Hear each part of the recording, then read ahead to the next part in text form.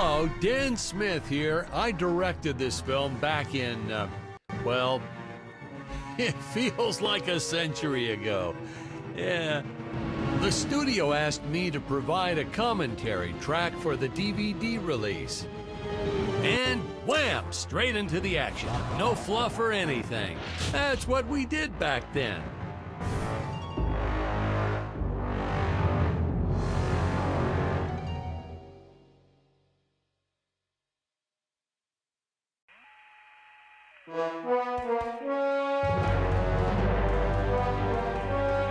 The ship's velocity reactor is damaged.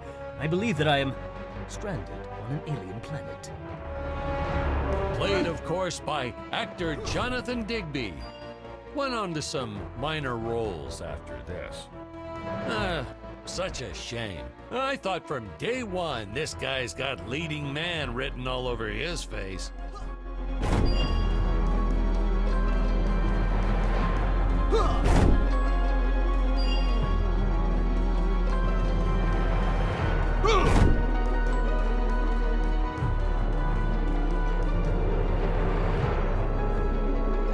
Greetings, citizens of Gravoria. I am Dick Starspeed, and I come in peace.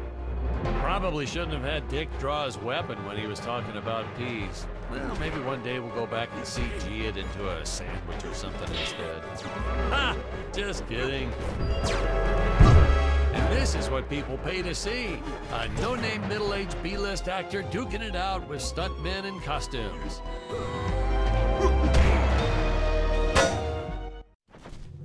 Holy smokes!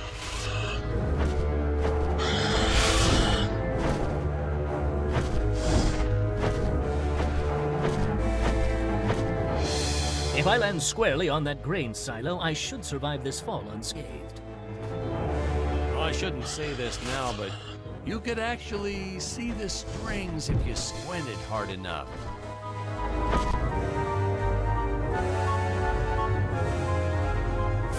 A screenwriting trick from back in the old days. You put a grain silo or some haystacks down and it solves all your gravity-related problems.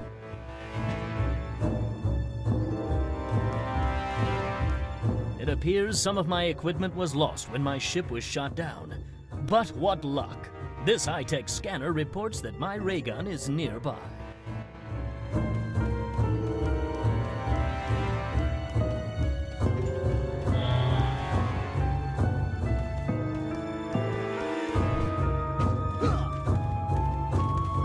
Oh, the dinosaurs!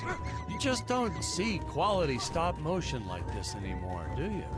Someone actually sat there and moved them, frame by frame. Today, it'd be done with computers, but where's the artistry in that? Now, if the trees here look a little plastic, well, it's because they are. I took them from the set of my last film, Vampire Island 2. We got our fair share of nasty letters from scientists complaining about our portrayal of the dinosaurs. Was news to me. Apparently these stegosauruses weren't meat eaters. Must have preferred shellfish or something. Blah, how do they know? That's what I say.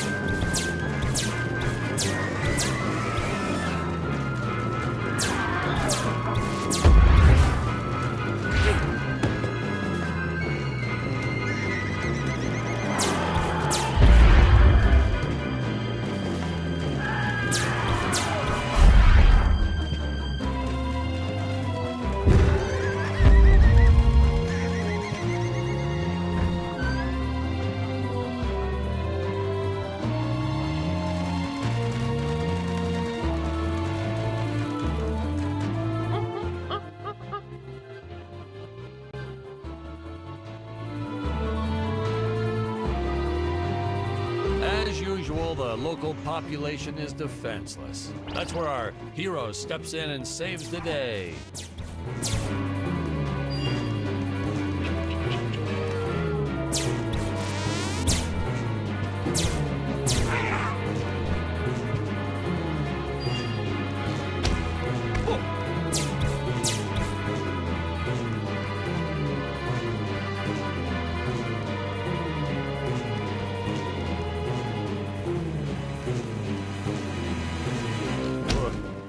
put Jonathan through a lot shooting this film. He wasn't the best actor, especially when reacting to getting hit. He's what you call a flincher. So I told the stuntman to really just go to town on him. It's the only way to get an honest performance sometimes. Our props master tried to make the weapons soft, but there's only so much you can do. Lucky for us, Dick's entire body was covered in that spacesuit. That thing was a lifesaver when it came to hiding bruises.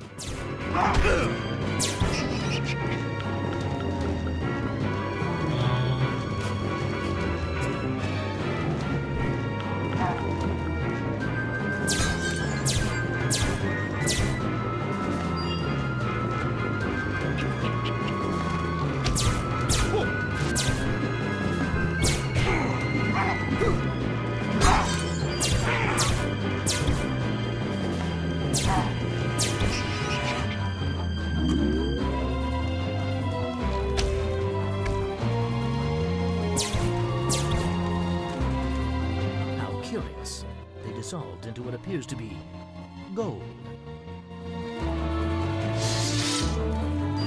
You'll notice the gold disappears when Dick touches it. We had a deleted scene that explained he's actually teleporting it back to his ship. It's funny, no one ever questioned how Dick was able to walk around with an infinite amount of gold on him.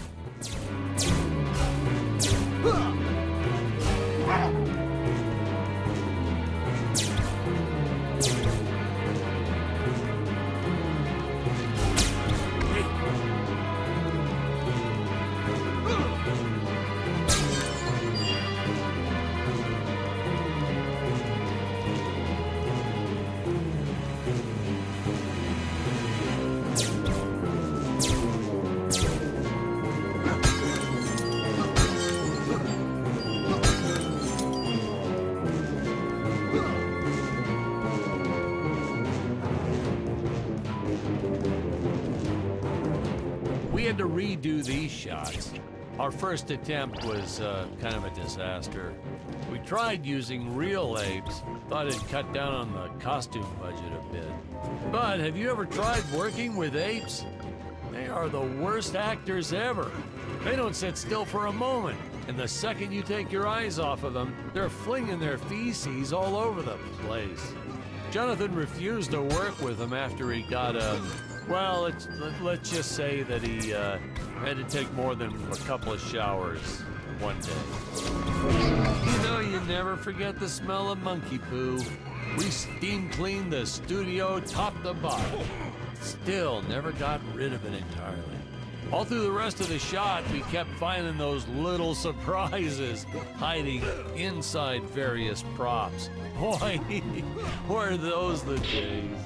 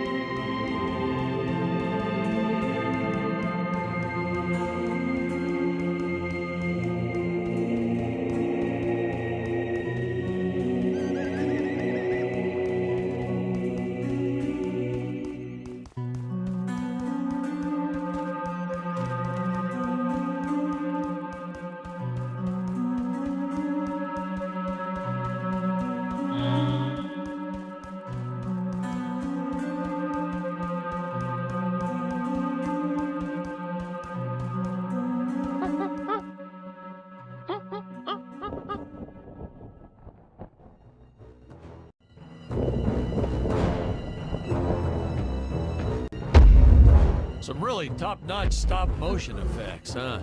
Unfortunately, we skimped on the Dick Starspeed puppet a little. The Earthman is not for you to eat, fiend! Oh, this was groundbreaking. We had the woman rescuing the man for once. We were really ahead of our time with this scene, but well, then again, I've always been rather progressive. The studio execs didn't seem to get why it was such a big deal, though.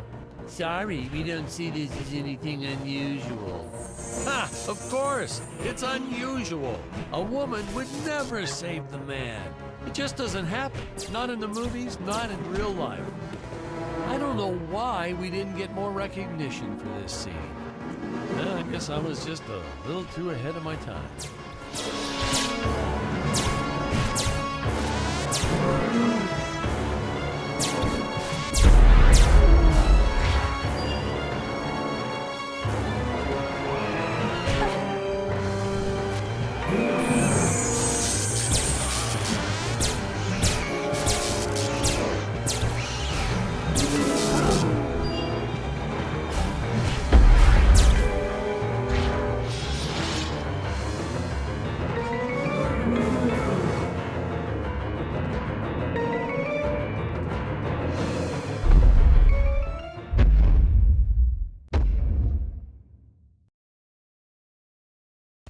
Thank you for saving me, strange woman.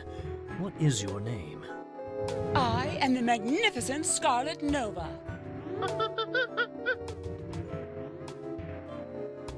Do not question my motives. Just be happy that you are still alive.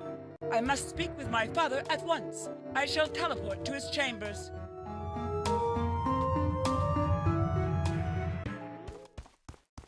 So we'll be seeing our first example of teleportation being used by Scarlet right here.